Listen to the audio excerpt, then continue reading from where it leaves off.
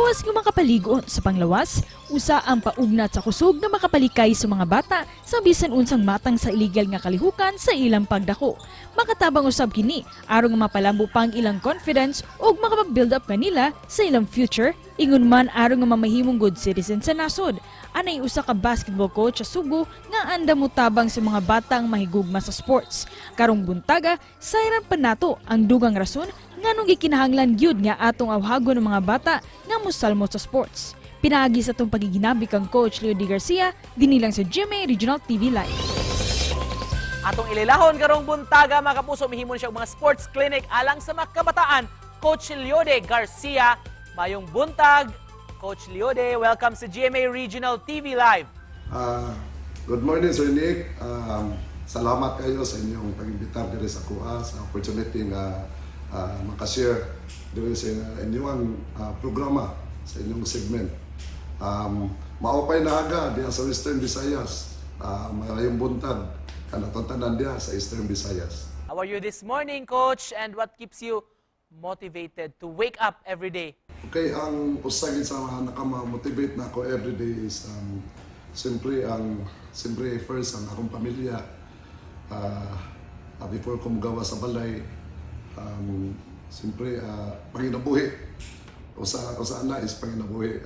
Siyempre ang ato is makasuporta ta sa atong pamilya. Number two is siyempre sa akong trabaho as a coach. So siyempre sa mga kids. Siyempre, wala ang mga kids kung wala sa mga parents. First up, Coach, we'd like to know kung unsa mga pangidaron sa mga kabatan-onan nga kitudloan nimo basketball. Okay, naa ko'y FBA camp and then sa mga ages nga ni-attend sa kuha is from 21 under and then 18 under, 15 under and 13 under. Pila nakakatuig nga nag-coach o nganong ganahan makabutudlo sa mga kabataan, Coach? Sa akong pagka-coach since 2015, sa San Jose Recoletos ko nag-start as assistant coach. And then after 4 years, nahimo kong head coach sa college, sa basketball men, sa USGR Jaguars. So, all in all, siguro mga 7 years. 7 years na ko nga nag-coach. So may sinugdanan, Coach, ini mong coaching career? Sa coaching career na ko, nagsugod ko is 2015 yun. And then, recently, siguro di pa may ingon nga kuhan, siyempre as niagit ang pandemic, so medyo floating sa among school. Pero until now, nag-coach maghapon ko sa mga bata. Like sa ako ang FBA, Future Basketball Academy. Unsa advice nimo, Coach, sa mga ginikanan nato nagtan-aw diha alang sa ilang mga anak? Okay, sa ato mga parents, no, labi na gani ako, parent man ko, i-encourage kita ato mga anak na ma-involved sa sports. Labi na gusto na to nga atong anak sa ma-healthy. At the same time, base na siya ay hilig, labi na sa kuha sa part na ko sa basketball. So, at least man lang ang mga bata is maka-interact ng laing mga bata sa dili ma-board. And siyempre, malikay sa labi na sa drugs, labi na sa mga ato karon is kining ato ang internet, atong computer, usang may nangayango sa mga parents karon tanan nga nabuang sa email or sa badya sa computer. So parents, encourage ko kamo nga inyong mga anak i-involve yun into sports.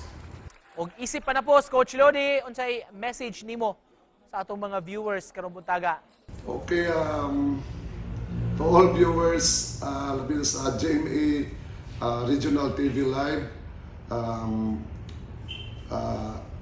ang ako lang as a coach, labi na sa mga kids, labi na sa mga gamay bata or mga potential na to nga mga anak, hinaw to nga sa akong usbon nga i-involve yun into sports. Kaya dako kay tabang ang sports. Dako kay tabang. And then, magpasalamat lang sa tanang parents. Mas pasalamat ko sa tanang parents. Labi na sa supporters ako ang FBA. If I kuhan nga ma-mention ako, labi na sa mga Anting family, Saniel family, Benitez family, Ranises family, Guardiana family, and sa akong mga sponsor, labi na kang Boss Enric Layagi, o kang Ma'am Rose Sanoria, o sa iyang bana. So, all the viewers, inauta nga naamoy na nakuha sa ko ang karon sa ko ang mensahe para po sa atong mga bata, labi na sa mga ginikanan. Daghang salamat sa pag-uban ka namo karong buntaga ug bilib mi sa imong dedikasyon pagtudlo sa mga kabataan, Coach Leode Garcia.